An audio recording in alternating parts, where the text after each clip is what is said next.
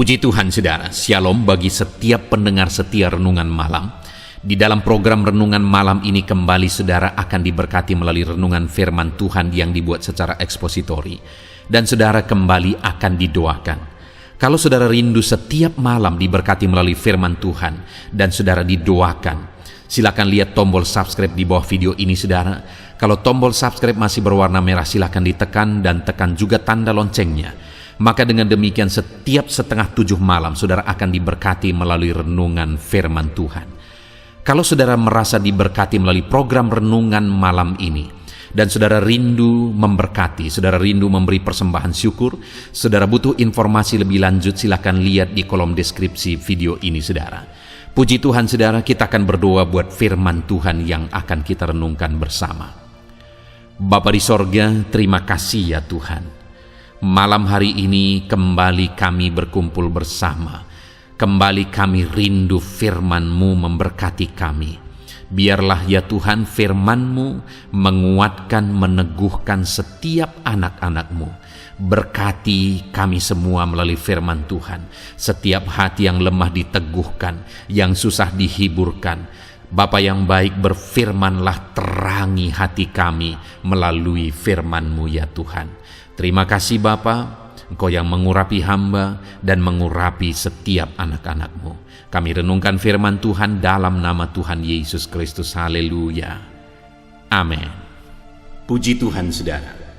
Adapun topik firman Tuhan yang saya rindu kita renungkan bersama di dalam video renungan malam hari ini adalah topik tentang mengalahkan setan. Bagaimana mengalahkan siasat iblis, bagaimana mengalahkan tipuan iblis, bagaimana mengalahkan ujian dan cobaan iblis. Berbicara tentang iblis dan segala cobaannya saudara, iblis akan terus berusaha untuk menjatuhkan setiap orang yang bisa dia jatuhkan. Iblis akan terus berusaha untuk membelenggu siapa saja yang bisa dia belenggu. Apalagi di hari-hari terakhir saudara. Firman Allah berkata bahwa ketika iblis tahu bahwa waktunya sudah semakin sempit, dia akan semakin giat bekerja untuk membinasakan, untuk menipu, untuk membelenggu, menyesatkan jiwa-jiwa yang dapat dia sesatkan sebanyak mungkin.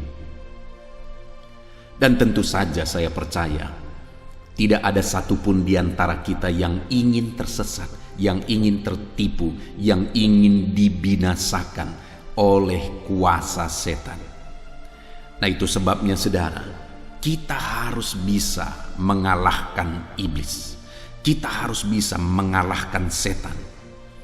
Ketika dia terus berusaha, kita juga terus akan mengalahkan dia.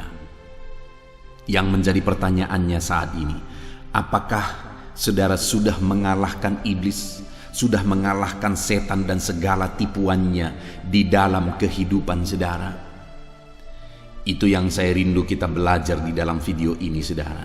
Bagaimana kita mengalahkan iblis dan segala tipuannya, supaya kita menang dan kita diselamatkan. Adapun teks firman Tuhan yang akan menjadi dasar bagi renungan kita di malam hari ini saudara, adalah dari Matius pasal yang keempat, ayat 1 sampai ayat yang ke-11. Ini adalah kisah tentang pencobaan yang dialami oleh Yesus, yang dilakukan oleh iblis. Dan Yesus menang. Kita akan belajar bagaimana Yesus mengalami kemenangan atas segala cobaan iblis, dan kita akan terapkan dalam hidup kita supaya kita mengalami kemenangan atas segala cobaan iblis. Mungkin saat ini ada kehidupan saudara yang sedang diganggu oleh kuasa kegelapan.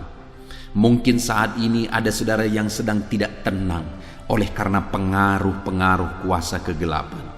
Dengar saudara, saudara bisa menang, saudara bisa mengalahkan segala campur tangan kuasa kegelapan.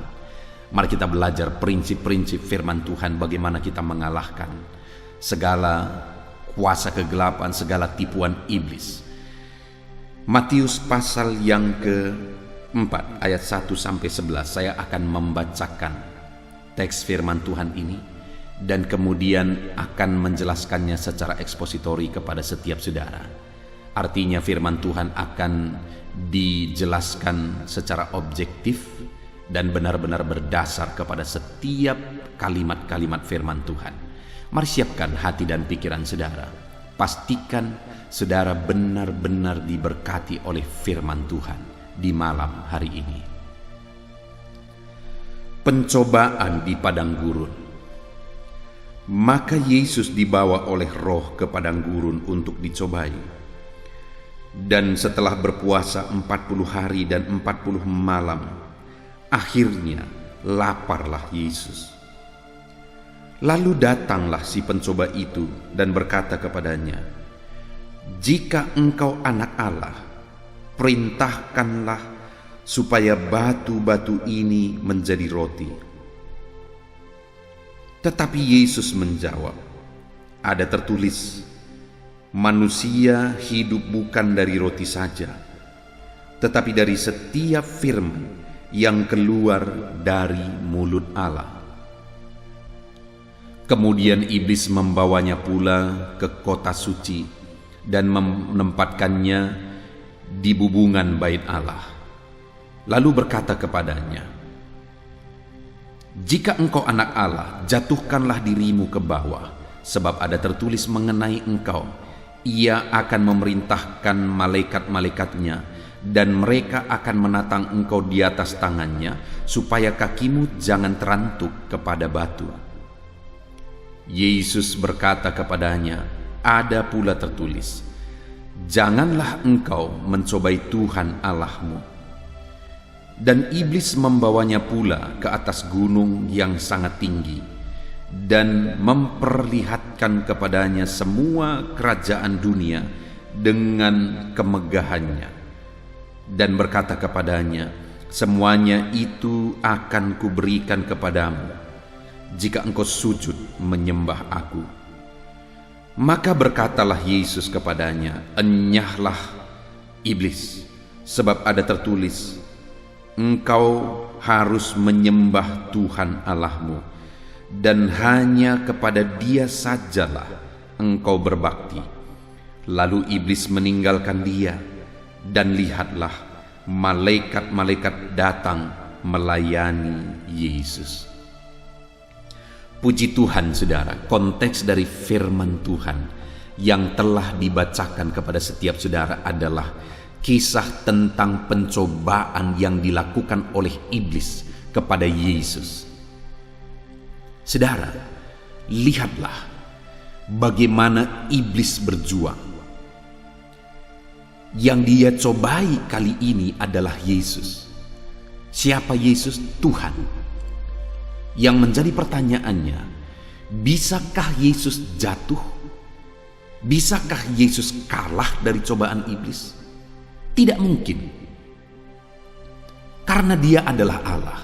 Kalau dia bisa jatuh ke dalam dosa, maka dia bukan Allah. Kalau dia bisa kalah dari iblis, maka dia bukan Allah. Tahukah iblis bahwa dia adalah anak Allah? Dia adalah Allah yang maha tinggi? Tahu. Tahukah iblis bahwa tidak mungkin dia dikalahkan? Tentu saja dia juga tahu, karena dia tahu dia adalah Allah. Namun demikian saudara, iblis masih juga berjuang, sekalipun dia tahu bahwa tidak mungkin Yesus dikalahkan melalui cobaan-cobaan yang demikian. Tapi itu pun iblis masih mencoba Yesus.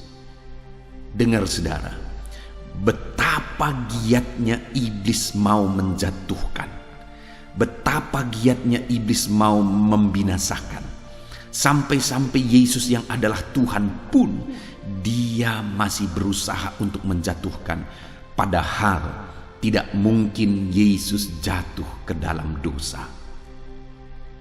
Artinya apa saudara?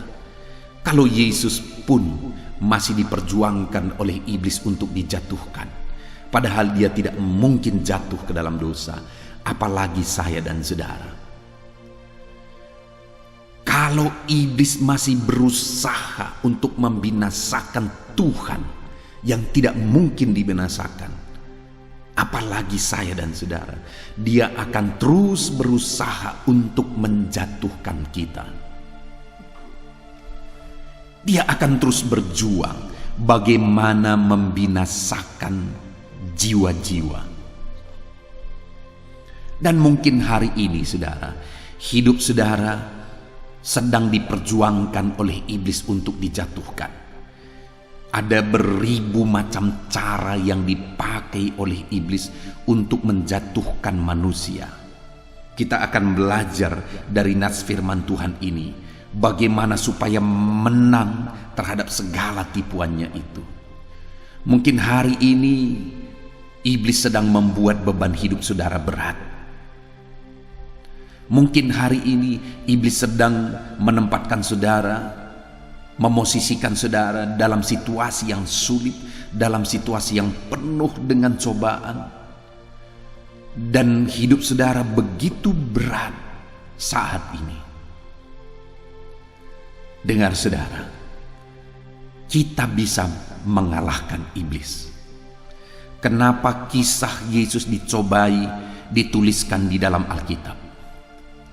Supaya kita bisa belajar bagaimana Yesus menghadapi tipuan iblis dan dia menang. Supaya kita juga bisa menerapkan dalam hidup kita bagaimana kita menghadapi cobaan iblis dan supaya kita menang. Jadi saat ini saudara tidak perlu takut. Apapun yang saudara alami, mungkin saat ini saudara sering diganggu oleh kuasa kegelapan. Apakah itu melalui mimpi, apakah itu melalui kejadian-kejadian. Ada begitu banyak permohonan doa di dalam channel ini saudara, di mana ada anak-anak Tuhan yang sering diganggu oleh kuasa kegelapan. Mereka sedang diganggu dalam tidur mereka melalui mimpi-mimpi. Mereka sering diganggu di tengah keluarga mereka. Mereka sering diganggu melalui kejadian-kejadian aneh dan sebagainya. Tidak usah takut saudara. Tidak perlu takut. Kita akan mengalahkan iblis. Kuasa yang ada pada kita lebih besar dari segala kuasa yang ada di dunia ini. Kuasa yang ada pada kita lebih besar daripada kuasa iblis. Itu sebabnya kita akan menang. Mari kita hadapi segala tipuan iblis. Mari kita hadapi segala cobaan iblis. Mari kita hadapi segala siasat iblis. Dan kita akan menang sama seperti Yesus menang. Saudara, di dalam kisah ini kita bisa melihat bahwa Yesus dicobai. Tetapi melalui proses Yesus dicobai, lihat ayat yang ke-11 saudara. Lalu iblis meninggalkan dia dan lihatlah malaikat-malaikat datang melayani Yesus. Artinya waktu itu iblis gagal, Yesus menang atas segala tipuan iblis, dan akhirnya iblis meninggalkan Yesus dan malaikat-malaikat pun datang melayani Yesus atas kemenangannya terhadap tipuan dan cobaan iblis. Saudara, yang menjadi pertanyaannya adalah bagaimana Yesus melawan iblis? Bagaimana iblis dikalahkan oleh Yesus dalam setiap pencobaan-pencobaan yang dia alami? Dan saat ini kita akan belajar saudara. Yang pertama yang menjadi kunci, yang menjadi rahasia kemenangan Yesus atas tipuan dan cobaan iblis ada di ayat yang pertama saudara, di mana dikatakan di sana, maka Yesus dibawa oleh Roh ke padang gurun untuk dicobai. Jadi pencobaan yang dialami oleh Yesus itu semuanya ada di dalam penyertaan Roh Kudus. Roh Kudus sedang memenuhi dia, Roh Kudus sedang ada pada dia ketika dia menjalani proses pencobaan iblis. Roh Kudus ada, Roh Kudus hadir, Roh Kudus memenuhi, Roh Kudus menyertai saat Yesus mengalami pencobaan iblis. Itu sebabnya, saudara, iblis dikalahkan karena kuasa Roh Kudus lebih besar dari segala kuasa setan, dari segala kuasa iblis. Yesus menang menghadapi segala cobaan karena ada Roh Kudus yang menyertai dia. Karena ada kuasa yang lebih besar dari segala kuasa iblis yang menyertai, yang menguasai Yesus. Saat ini, saudara, saya mau menegaskan kepada setiap saudara, dalam saudara menghadapi segala cobaan dan segala tipuan iblis di dalam perjalanan kehidupan saudara, saudara membutuhkan satu kuasa yang lebih besar dari segala kuasa iblis. Saudara membutuhkan satu kekuatan yang lebih besar dari segala kekuatan iblis. Itulah kuasa Roh Kudus. Kuasa Roh Kudus lebih besar dari segala kuasa iblis, saudara. Kita membutuhkan kuasa Roh Kudus dalam kita menjalani kehidupan kita. Kita membutuhkan kuasa Roh Kudus yang akan memampukan kita dalam menghadapi dan mengalahkan segala tipuan dan siasat iblis. Saudara, kenapa ada begitu banyak anak-anak Tuhan yang mereka menjadi anak Tuhan yang rajin beribadah, bahkan mungkin menjadi pelayan, tetapi mereka begitu gampang dikalahkan, mereka begitu gampang ditipu, dibelenggu dan dijatuhkan oleh iblis? Kenapa, saudara? Karena kita tidak akan mampu menghadapi tipuan iblis melalui kekuatan kita. Kita tidak akan mampu, saudara. Itu sebabnya kalau hari-hari ini ada umat-umat Tuhan, ada orang-orang Kristen yang tidak sadar akan peran dan kekuatan Roh Kudus di dalam kehidupannya, maka dia akan gampang ditipu, dibelenggu, dijatuhkan oleh iblis. Ada begitu banyak malah orang alergi juga kepada peran Roh Kudus di dalam kehidupan orang-orang percaya. Begitu menyedihkan, saudara. Apa jadinya kalau Roh Kuduslah yang diberikan oleh Tuhan menjadi satu kekuatan bagi kita dalam menghadapi segala tipuan iblis, lalu kemudian datang orang-orang akhirnya alergi terhadap Roh Kudus, terhadap peran Roh Kudus, terhadap karunia Roh Kudus dalam kehidupan mereka. Padahal itulah yang diberikan oleh Tuhan menjadi kekuatan bagi mereka dalam menghadapi segala tipuan iblis. Bagaimana dengan saudara hari ini? Adakah saudara menyadari begitu pentingnya peran Roh Kudus dalam hidup saudara? Adakah saudara menyadari bahwa hanya dengan kekuatan Roh Kuduslah maka saudara akan mampu menghadapi dan mengalahkan segala tipuan iblis yang selalu dan terus akan berusaha untuk menjatuhkan saudara di sepanjang kehidupan saudara? Dan pertanyaan selanjutnya, adakah Roh Kudus saat ini sedang memenuhi kehidupan saudara dan memberi saudara kekuatan untuk melawan segala tipuan iblis? Kalau saat ini saudara belum menyadari bahwa betapa pentingnya Roh Kudus, di mana dialah kekuatan, dialah pribadi, dialah kuasa yang diberikan oleh Allah bagi kita dalam menghadapi segala tipuan iblis. Saat ini sadarilah saudara bahwa saudara membutuhkan Roh Kudus untuk memberi saudara kekuatan, untuk memberi saudara power dalam menghadapi segala kuasa iblis, dan saudara mampu mengalahkan segala kuasa dan tipuan iblis. Dan kalau saat ini saudara menyadari, bukalah hati saudara, minta dan undanglah Roh Kudus mengalir memenuhi kehidupan saudara. Undanglah Roh Kudus untuk memberi kekuatan dalam kehidupan saudara. Engkau perlu Roh Kudus dalam kehidupanmu. Saudara perlu Roh Kudus dalam kehidupanmu. Biarlah Roh Kudus itu memenuhi hidupmu saat ini. Biarlah Roh Kudus itu menguasai hidupmu saat ini dan memberi engkau kekuatan dalam menghadapi segala tipuan dan siasat iblis. Roh Kuduslah kekuatan kita dalam menghadapi iblis. Roh Kuduslah kekuatan kita untuk mengalahkan segala kuasa dan tipuan iblis. Biarlah saat ini saudara, kita selalu merindukan Roh Kudus. Biarlah saat ini kita buka hati kita dan biarkan Roh Kudus selalu memenuhi kita di sepanjang kehidupan kita.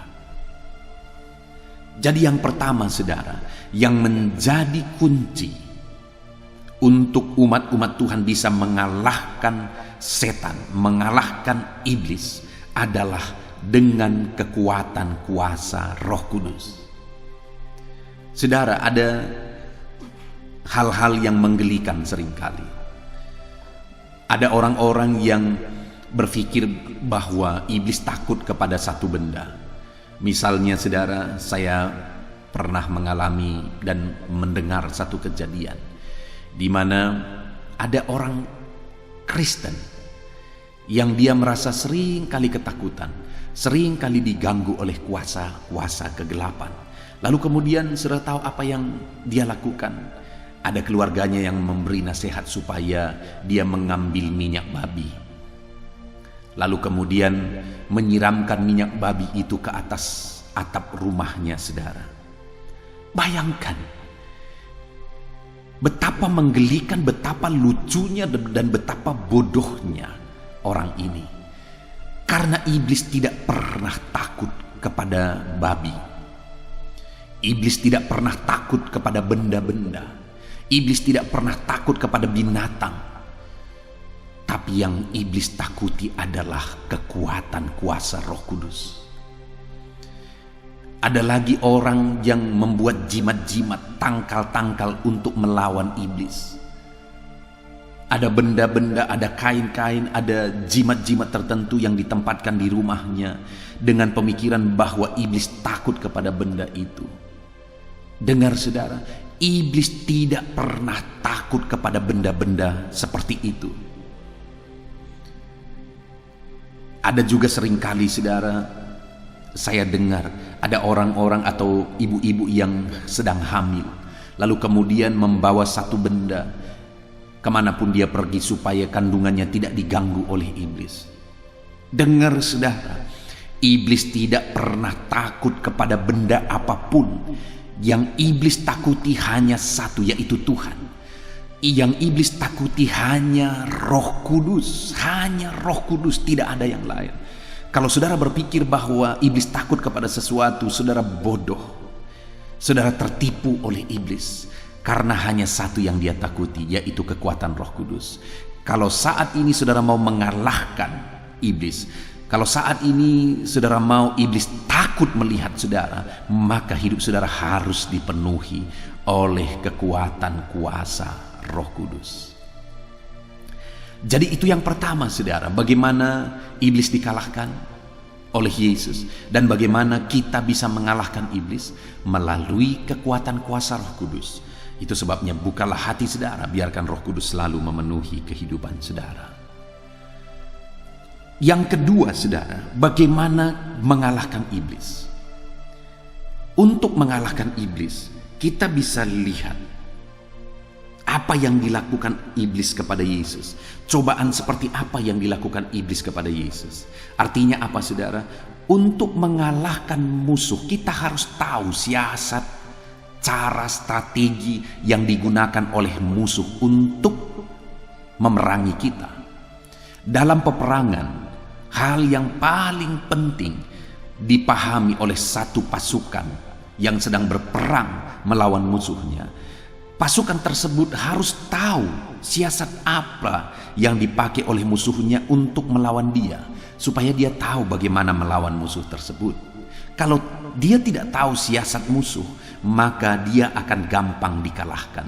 Demikian juga dalam kita melawan iblis, saudara. Kita harus tahu siasat apa yang dipakai oleh iblis untuk melawan dan menjatuhkan kita, untuk menipu dan menyesatkan kita, supaya kita bersiaga dalam strategi-strateginya tersebut. Yang pertama, kalau kita lihat di sini, saudara, ada 3 siasat iblis yang perlu kita kenali, yang perlu kita sadari supaya kita berjaga-jaga dalam area itu. Ada 3 area yang akan dipakai oleh iblis untuk menjatuhkan setiap kita. Kita perlu kenali, kita perlu sadari akan hal itu supaya kita berjaga-jaga. Kita lihat area pertama, tipuan yang dilakukan oleh iblis adalah keinginan daging. Itu bisa kita lihat di ayat 3, saudara. Lalu datanglah si pencoba itu dan berkata kepadanya, "Jika engkau anak Allah, perintahkanlah supaya batu-batu ini menjadi roti." Jadi pada waktu itu iblis mencoba Yesus dengan memerintahkan dia mengubah batu menjadi roti. Dan lihat, saudara, apa yang terjadi pada waktu itu. Ayat 2 dikatakan, dan setelah berpuasa 40 hari 40 malam, akhirnya laparlah Yesus. Jadi Yesus sedang ada dalam situasi kelaparan. Ada keinginan daging, ada kebutuhan daging, ada kebutuhan tubuh, yaitu makanan. Tubuhnya sedang lapar. Dia sedang memiliki keinginan, yaitu keinginan terhadap makanan, karena dia sedang ada dalam situasi kelaparan. Dan iblis tahu akan hal itu. Ada kebutuhan daging Yesus, kebutuhan tubuh Yesus, yaitu makanan. Itu sebabnya dia mencobai Yesus dalam hal itu. Dia menyuruh Yesus mengubah batu menjadi roti. Dengar, saudara, kalau saudara mau mengalahkan, kalau saudara rindu mengalahkan setan, kenalilah di mana saudara seringkali ditipu. Kenalilah siasat iblis untuk menjatuhkan saudara. Yang pertama yang harus saudara tahu adalah iblis akan berusaha menjatuhkan saudara dalam keinginan-keinginan daging saudara.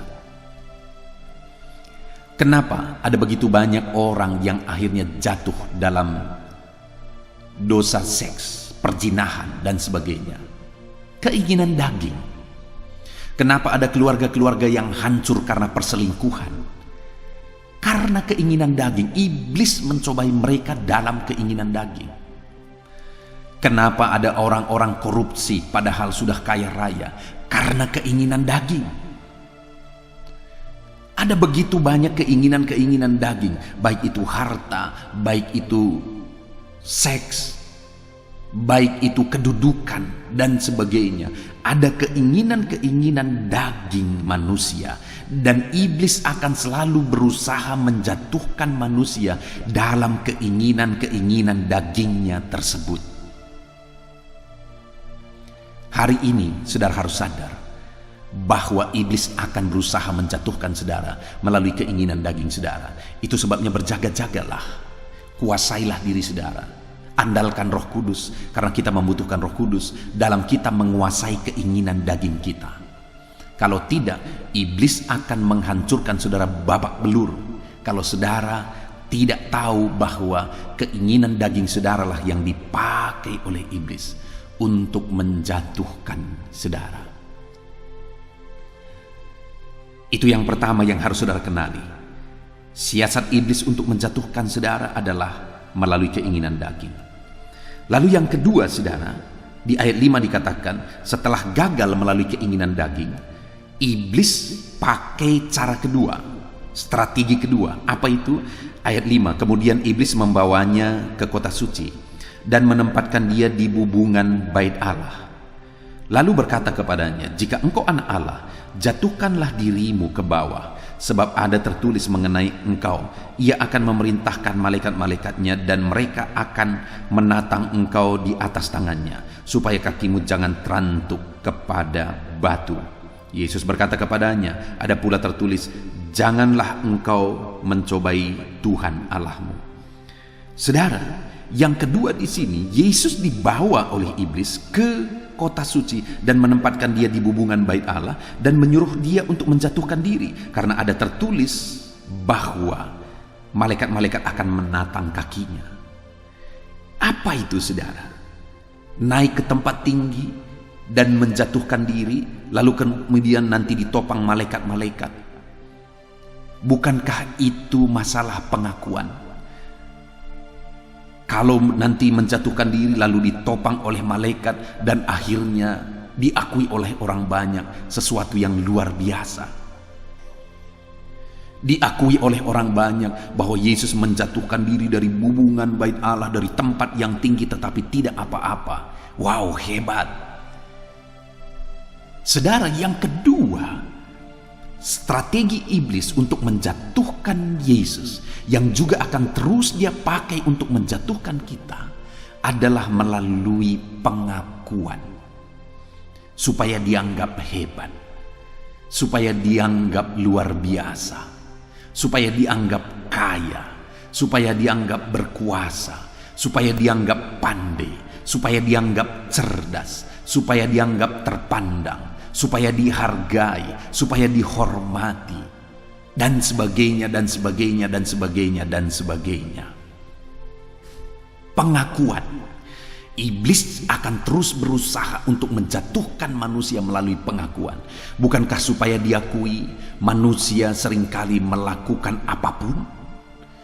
Supaya diakui, manusia rela mengerjakan apapun. Kenapa? Tadi sudah saya singgung dalam keinginan daging. Kenapa manusia sudah kaya raya tapi masih korupsi? Kenapa manusia sudah punya segala sesuatu tetapi masih korupsi? Supaya diakui. Kenapa manusia kepingin jabatan, kepingin menjadi orang berhasil sukses? Supaya diakui. Kenapa manusia menginginkan benda-benda mewah dan sebagainya? Supaya diakui. Ada banyak hal tidak salah dalam hal itu, saudara. Menjadi orang sukses tidak salah.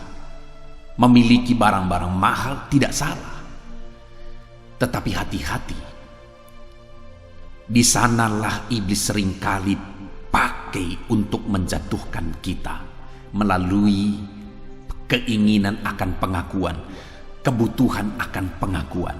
Jangan sampai supaya saudara diakui sebagai orang hebat, diakui sebagai orang cerdas, orang yang sukses dan sebagainya, saudara menghalalkan segala macam cara. Hati-hati. Iblis akan memakai di area pengakuan untuk menjatuhkan saudara. Lalu kemudian ketika iblis kalah, gagal dalam metode dan strategi kedua ini, dia pakai strategi ketiga. Apa itu? Ayat yang ke-8, dan iblis membawanya pula ke atas gunung yang sangat tinggi dan memperlihatkan kepadanya semua kerajaan dunia dan kemegahannya, dan berkata kepadanya, semua itu akan kuberikan kepadamu jika engkau sujud menyembah aku.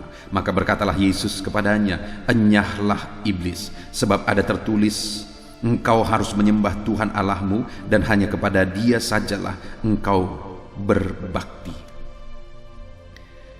Yang ketiga, saudara, yang dipakai oleh iblis masih tidak jauh, yaitu keinginan akan kemegahan dunia.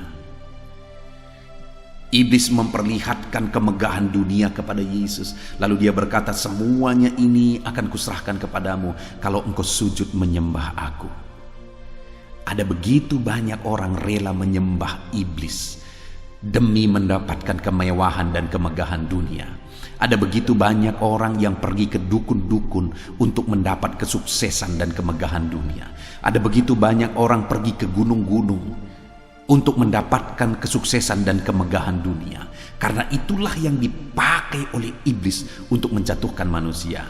Saudara, jangan-jangan saudara yang sedang mendengarkan video ini, saudara salah satu orang yang pernah ditipu oleh iblis. Demi mendapatkan kemegahan dunia, saudara rela mengerjakan sesuatu yang salah. Saudara rela tunduk kepada iblis. Dengar saudara, hati-hati.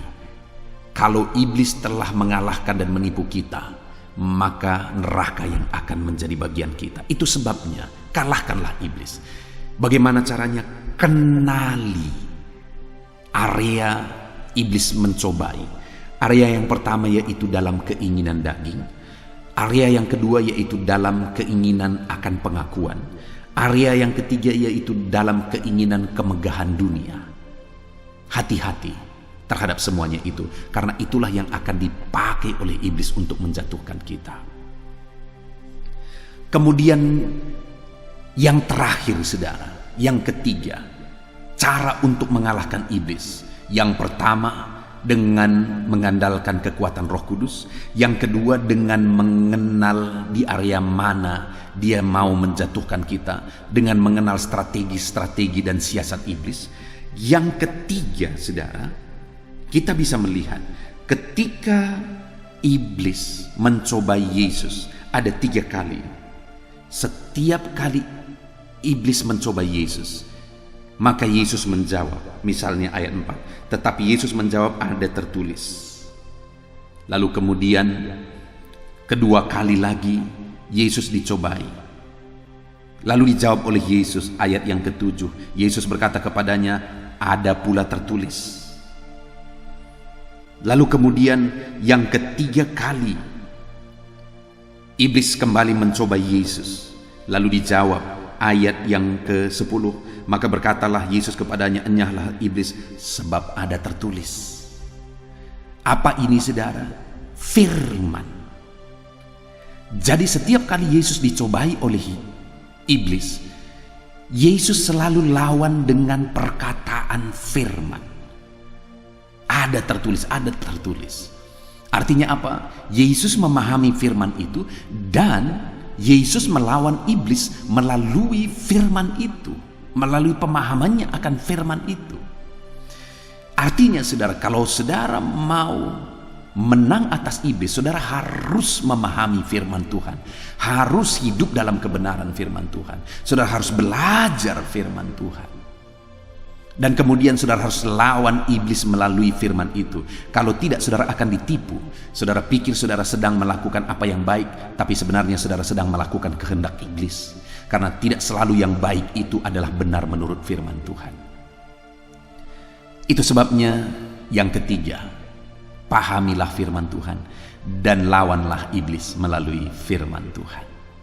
Puji Tuhan saudara, kita sungguh bersyukur melalui renungan firman Tuhan malam hari ini, di mana kita sudah belajar bagaimana kita melawan dan mengalahkan setan. Yang pertama, lawanlah dan kalahkanlah setan melalui kuasa Roh Kudus. Yang kedua, lawanlah setan dengan mengenal di mana area-area dia mencobai kita supaya kita kalahkan dia. Yang ketiga, lawanlah setan dengan pemahaman akan kebenaran firman Tuhan. Terapkan firman Tuhan ini dalam hidup saudara. Lawanlah setan, kalahkan setan dari kehidupan saudara. Kita bersyukur buat firman Tuhan yang telah kita renungkan malam hari ini saudara. Mari tundukkan kepala, ambil sikap berdoa. Saya mau berdoa bagi setiap saudara.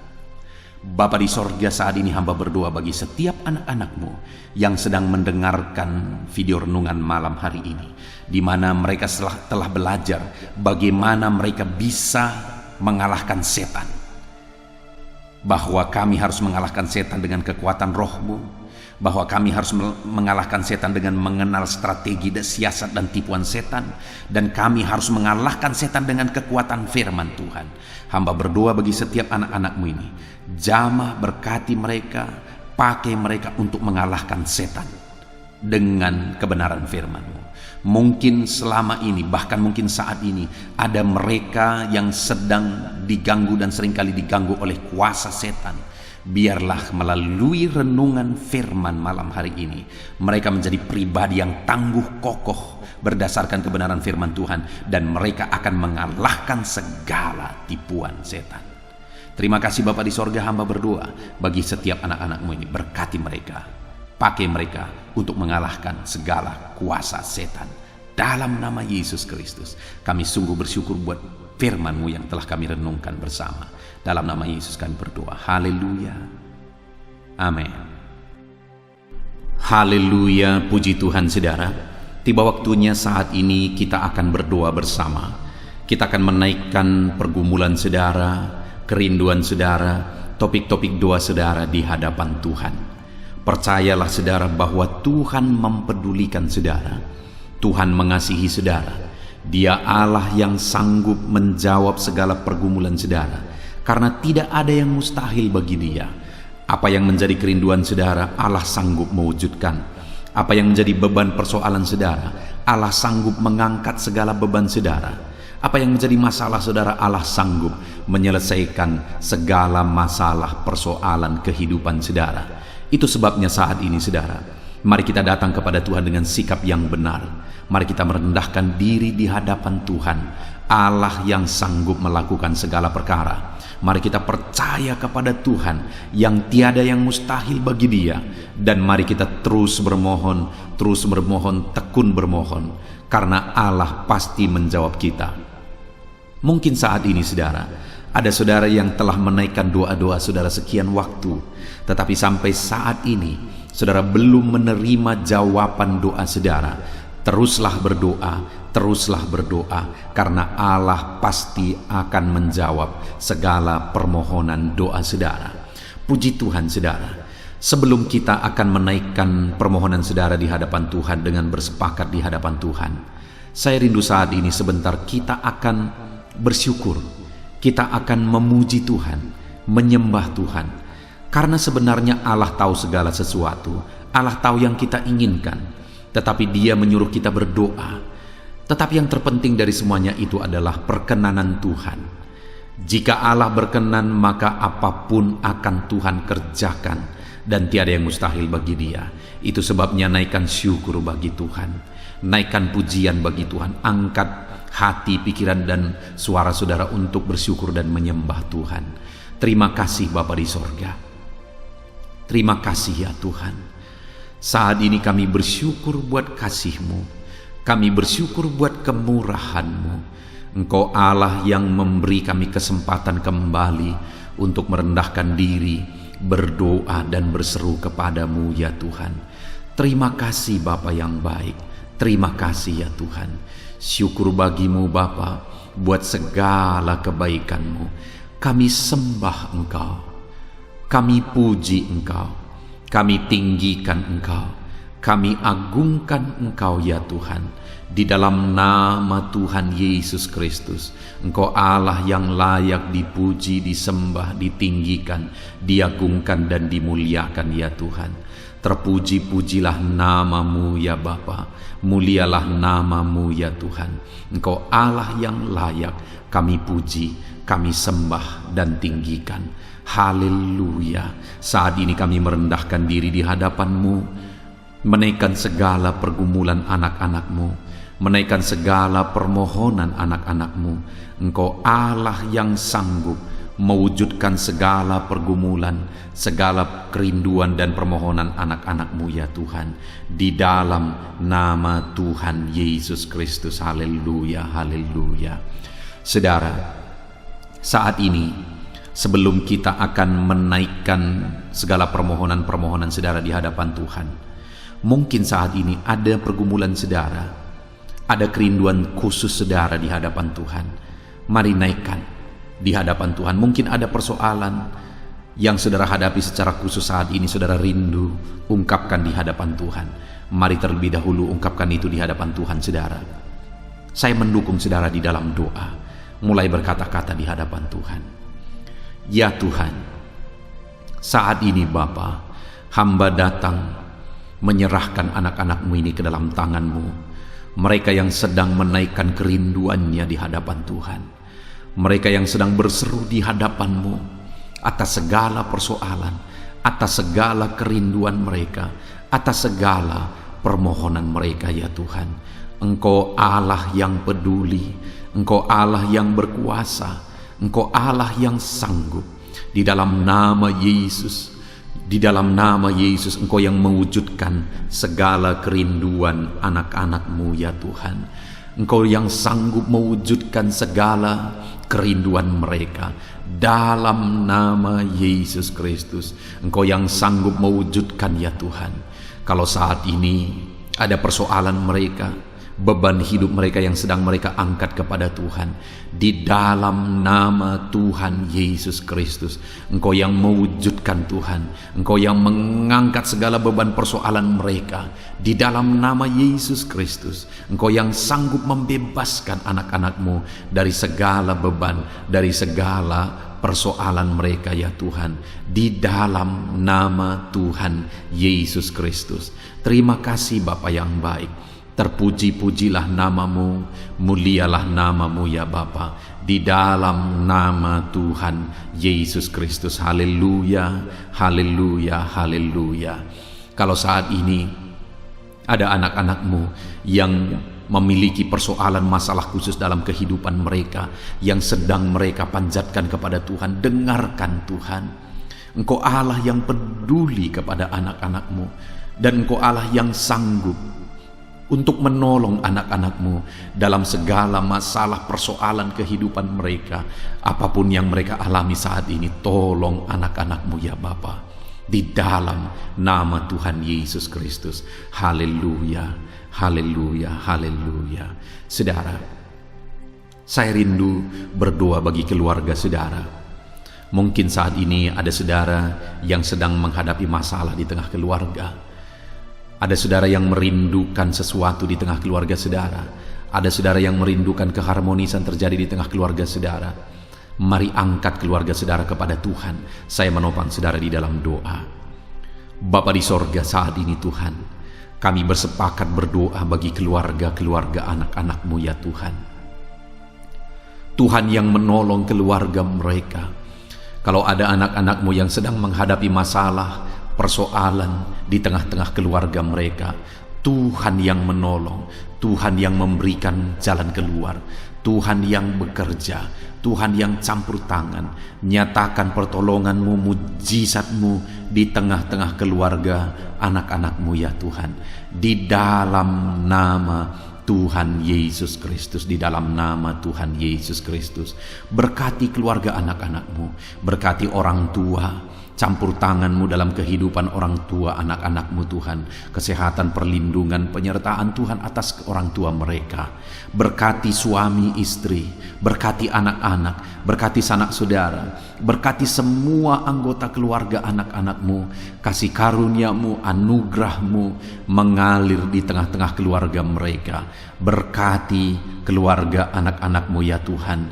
Nyatakan kuasa-Mu, nyatakan campur tangan-Mu di tengah-tengah keluarga anak-anak-Mu, sehingga keharmonisan, damai sejahtera Tuhan nyata di tengah keluarga anak-anak-Mu, dan keluarga mereka menjadi keluarga yang takut Tuhan, di dalam nama Tuhan Yesus Kristus. Haleluya, haleluya.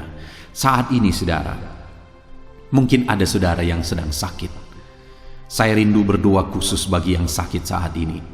Apapun yang menjadi penyakit saudara, percaya saudara bahwa Allah sanggup untuk menyembuhkan. Datang kepada Dia, serahkan segala penyakit saudara dengan penuh iman. Angkat tangan kanan saudara dan taruh tangan kiri saudara di bagian tubuh saudara yang sedang sakit saat ini. Mari kita berdoa bersama, bersepakat bersama, memohon kesembuhan bagi setiap saudara. Bapa di sorga, saat ini Tuhan, ini kami bersepakat dengan anak-anak-Mu yang sedang mengalami sakit penyakit. Tuhan, Engkau Allah yang sanggup menyembuhkan yang sakit. Engkau dokter di atas segala dokter, Engkau tabib di atas segala tabib. Tiada yang mustahil bagi Tuhan. Kalau dulu Engkau menyembuhkan, hari ini pun kami percaya Engkau tetap bekerja menyembuhkan anak-anak-Mu yang sedang mengalami sakit penyakit ya Tuhan. Apapun yang menjadi penyakit anak-anak-Mu, Engkau Allah yang sanggup menyembuhkan mereka. Engkau Allah yang berkuasa untuk menyembuhkan mereka.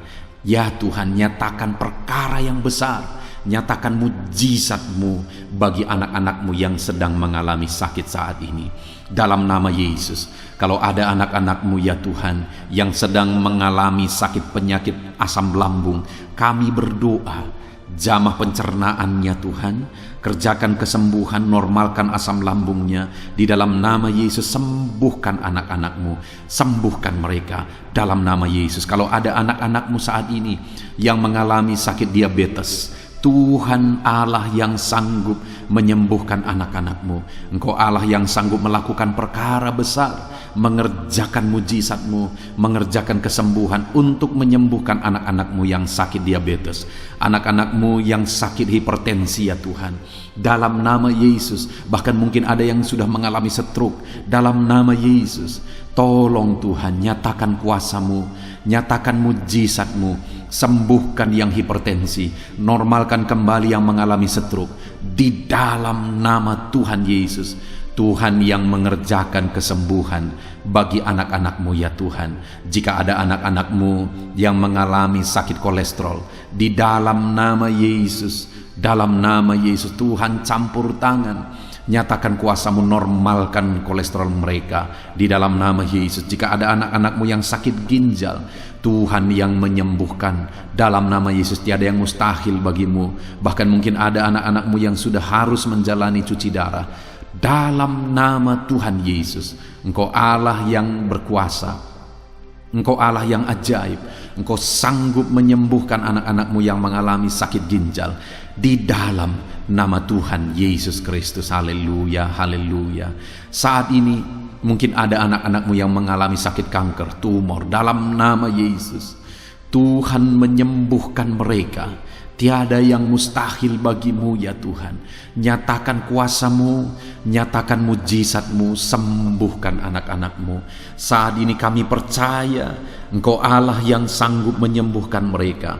Kami percaya mujizat Tuhan di dalam nama Yesus. Kami percaya mujizat-Mu, sembuhkan anak-anak-Mu ya Tuhan.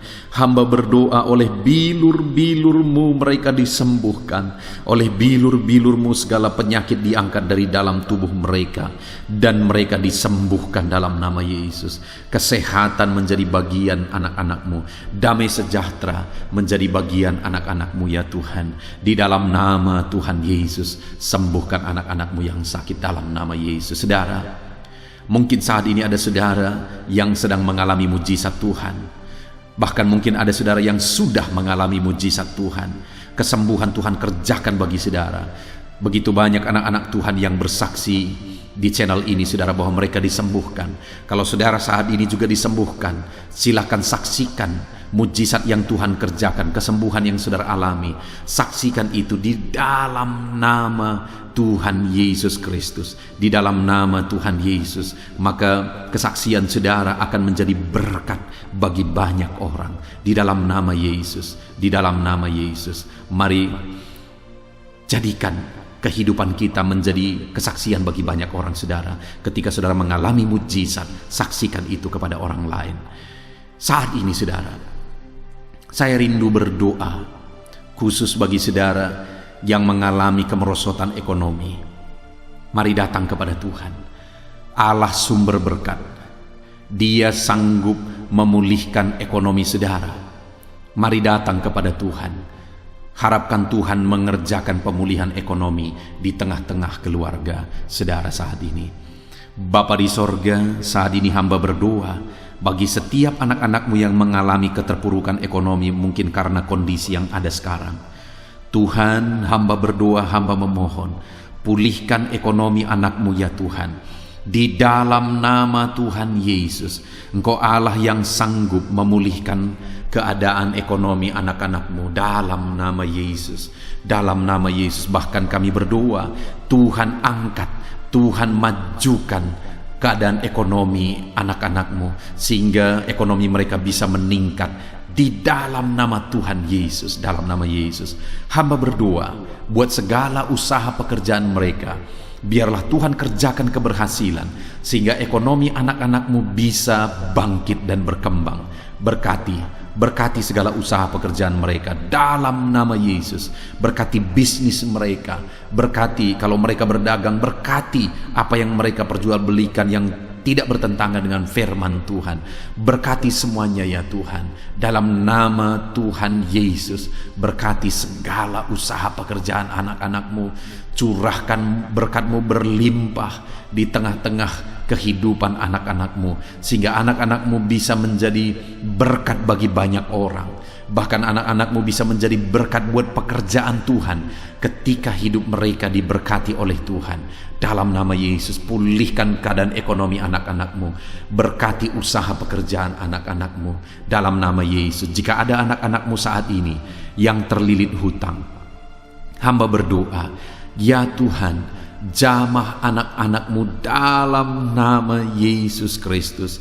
Dalam nama Yesus, nyatakan kuasa Tuhan, nyatakan mujizat Tuhan. Dalam nama Tuhan Yesus Kristus, pulihkan anak-anak-Mu sehingga hutang-hutang mereka bisa dilunasi ya Tuhan. Bebaskan anak-anak-Mu dari lilitan hutang. Tuhan, beri jalan keluar bagi mereka di dalam nama Tuhan Yesus Kristus. Haleluya, haleluya, haleluya. Saat ini Tuhan, hamba berdoa bagi profesi anak-anak-Mu satu persatu. Tuhan yang memberkati, berkati para petani ya Tuhan. Mereka adalah orang-orang yang berjasa dalam mencukupkan segala kebutuhan pangan bangsa ini ya Tuhan. Itu sebabnya berkati para petani. Tuhan campur tangan, Tuhan ulurkan tangan-Mu memberkati apa yang mereka tanam, apa yang mereka pelihara, apa yang mereka usahakan. Berkati semuanya di dalam nama Tuhan Yesus Kristus, sehingga apa yang mereka pelihara, apa yang mereka tanam, semuanya bisa berhasil ya Tuhan, dan ekonomi mereka dibangkitkan. Bahkan pangan bagi bangsa ini tercukupi oleh karena para petani berjuang. Berkati para petani ya Tuhan dalam nama Tuhan Yesus Kristus. Haleluya. Berkati juga para buruh dalam bidang apapun mereka bekerja. Biarlah Tuhan memberkati kehidupan mereka dalam nama Yesus, sehingga keluarga-keluarga mereka juga diberkati dalam nama Tuhan Yesus Kristus. Kami juga berdoa buat para pegawai PNS dimanapun mereka bekerja. Tuhan memberkati, biar apa yang mereka kerjakan ya Tuhan itu berdampak, dan Tuhan memberkati kehidupan mereka di dalam nama Yesus Kristus. Kami juga tidak lupa berdoa bagi para medis ya Tuhan, di mana menghadapi situasi dan kondisi sekarang mereka ada di garda terdepan. Biarlah Tuhan campur tangan, biarlah Tuhan memberkati para medis. Tuhan jagai, lindungi, sertai mereka, jauhkan dari segala virus. Berikan daya tahan tubuh yang kuat, imun yang kuat bagi mereka dalam nama Yesus. Berkati para medis. Semuanya kami serahkan ke dalam tangan Tuhan. Mungkin ada profesi anak-anak-Mu yang belum disebutkan di dalam doa ini saat ini. Engkau yang lebih tahu ya Tuhan. Engkau yang memberkati anak-anak-Mu dalam profesi mereka masing-masing. Nyatakan campur tangan-Mu, nyatakan mujizat-Mu di dalam nama Tuhan Yesus Kristus. Haleluya, haleluya, haleluya. Puji Tuhan saudara, doa-doa saudara telah dinaikkan kepada Tuhan. Mari kita bersyukur kepada Tuhan. Imani bahwa doa-doa saudara sudah dijawab oleh Tuhan. Di dalam nama Yesus Kristus. Terima kasih ya Tuhan. Terima kasih ya Bapa. Engkau Allah yang sanggup melakukan perkara besar. Engkau Allah yang sanggup melakukan mujizat yang besar. Berkati anak-anak-Mu, doa-doa mereka telah dijawab oleh Tuhan dan akan menjadi kesaksian bagi banyak orang. Anak-anak-Mu akan bersaksi di kolom komentar video ini. Anak-anak-Mu akan bersaksi di luar sana. Anak-anak-Mu akan bersaksi bagi keluarga mereka, sehingga banyak orang yang akan dikuatkan oleh karena mujizat yang Tuhan kerjakan bagi setiap anak-anak-Mu yang sedang berdoa saat ini ya Tuhan. Terima kasih Bapa, di dalam nama Tuhan Yesus Kristus. Haleluya. Saudara, tiba waktunya saat ini kita juga akan berdoa syafaat bagi bangsa ini. Kesejahteraan bangsa ini adalah kesejahteraan kita. Itu sebabnya kita punya tanggung jawab berdoa, bermohon supaya Tuhan mengerjakan damai sejahtera, mencurahkan berkat-berkat-Nya di tengah-tengah bangsa ini. Mari kita berdoa bersama, saudara. Bapa di sorga, saat ini Tuhan, kami bersepakat berdoa bagi bangsa kami tercinta ya Tuhan. Berkati Indonesia, pulihkan Indonesia, kerjakan mujizat-Mu, kerjakan perkara besar bagi Indonesia ini. Pulihkan keadaan bangsa kami, pulihkan keadaan ekonomi bangsa kami, biar sekalipun di masa yang sulit seperti ini, ekonomi bangsa kami tetap bisa bertahan. Dan kerinduan kami ya Tuhan, ekonomi bangsa kami bisa meningkat tahap demi tahap. Nyatakan kuasa-Mu ya Tuhan, berkati keamanan bangsa kami, sehingga perlindungan, penyertaan Tuhan nyata bagi bangsa kami ini ya Tuhan. Di dalam nama Tuhan Yesus Kristus, berkati semuanya dalam nama Yesus. Keadaan politik bangsa kami juga terus Tuhan jagai, terus Tuhan lindungi, Tuhan memberkati ya Bapa, di dalam nama Tuhan Yesus Kristus. Kami percaya keadaan ekonomi, keamanan politik bangsa kami terus akan semakin maju ya Tuhan, dalam nama Yesus. Bapa yang baik, kami berdoa buat para pemerintah kami yang sedang mengemban tugas mereka mengabdi bagi bangsa ini. Ajar mereka ya Tuhan mengabdi bagi bangsa ini. Nyatakan kuasa Tuhan, nyatakan mujizat Tuhan, nyatakan perkara yang besar ya Tuhan. Di dalam nama Tuhan Yesus Kristus, berkati semuanya yang mengemban tugas untuk memimpin bangsa ini. Berkati mulai dari Bapak Presiden, Wakil Presiden, para menteri, wakil-wakil rakyat, para gubernur, para bupati, kepala desa, lurah, kepala lorong, semuanya sampai jajaran terendah. Semuanya ajar mengabdi bagi bangsa ini. Di dalam nama Yesus, memimpin bangsa ini ke arah yang lebih baik dalam nama Yesus. Tuhan yang campur tangan bagi para pemerintah kami dalam nama Yesus Kristus. Saat ini Tuhan, kami juga berdoa bagi hamba-hamba-Mu yang ada di bangsa ini. Ajar hamba-hamba-Mu mengabdi bagi bangsa ini ya Tuhan. Berkati setiap hamba-hamba-Mu dalam kehidupan mereka. Berkati mereka untuk menjadi terang-Mu, menjadi saksi-Mu bagi bangsa ini. Dalam nama Yesus Kristus, berkati umat-umat Tuhan, supaya umat-umat-Mu, anak-anak-Mu yang ada di bangsa ini menjadi saksi Tuhan, menjadi terang Tuhan di dalam kehidupan mereka, sehingga semakin banyak orang-orang di bangsa ini bisa dibawa kepada Tuhan, sehingga semakin banyak orang-orang yang ada di bangsa ini mengenal Tuhan sebagai juru selamat mereka, dan semakin banyak jiwa-jiwa dibawa kepada Tuhan. Terima kasih Bapa di sorga. Berkati gereja-Mu yang ada di bangsa ini, semua organisasi gereja berkati gereja-gereja lokal, berkati semuanya untuk menjadi alat, jadi terang-Mu ya Tuhan, menjadi alat memperkenalkan Engkau sebagai Tuhan dan Juru Selamat bagi bangsa ini. Ajar kami umat-umat-Mu, ajar gereja-Mu juga berperan untuk kemajuan bangsa ini ya Tuhan, kemajuan ekonomi bangsa, keamanan bangsa. Berkati pakai semuanya ya Tuhan, untuk memajukan bangsa ini dalam nama Tuhan Yesus Kristus.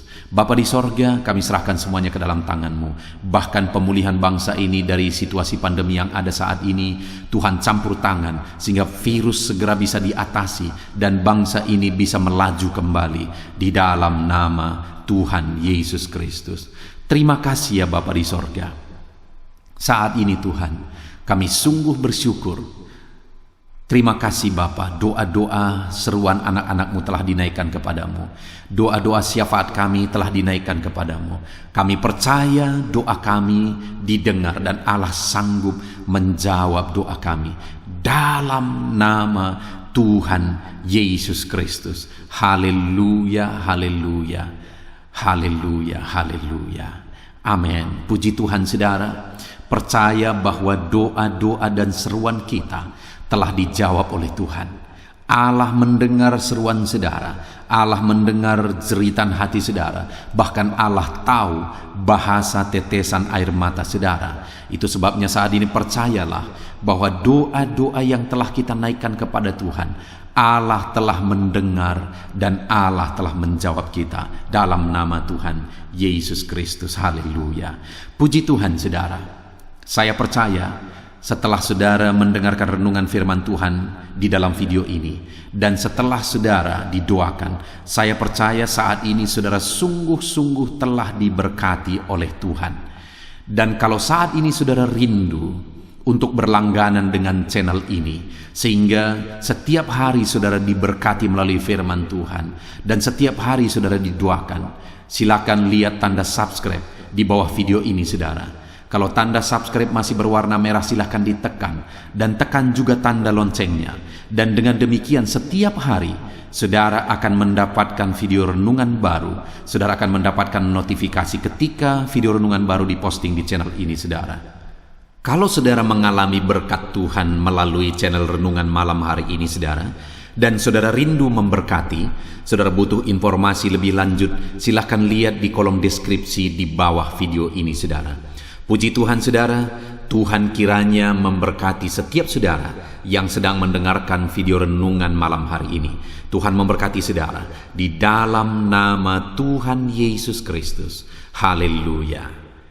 Amin.